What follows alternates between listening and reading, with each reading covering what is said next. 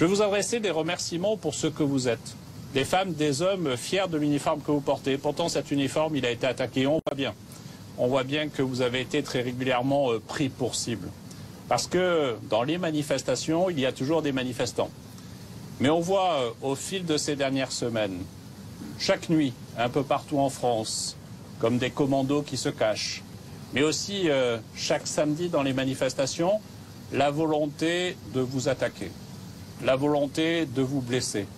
J'ai ces mots en tête de certains de vos collègues, notamment après la manifestation du 1er décembre, ils ont voulu nous tuer.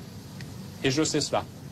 Et je sais ça, et c'est pour ça que nous avons fait le choix avec l'Union Nunez, sous l'autorité du Premier ministre et à la demande du Président, d'avoir demain à la fois une grande mobilisation de nos forces, mais aussi des méthodes différentes de présence, de mobilité.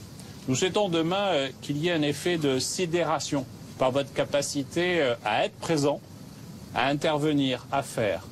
Et à faire en sorte que ceux qui viendront vous provoquer soient immédiatement interpellés. Parce que c'est la garantie du principe même du droit de manifester qu'il faille le protéger, ce droit-là. Et je suis, comme ministre de l'Intérieur, comme votre chef, dans cette responsabilité. Il n'y a pas de manifestation qui peut se complaire dans la violence.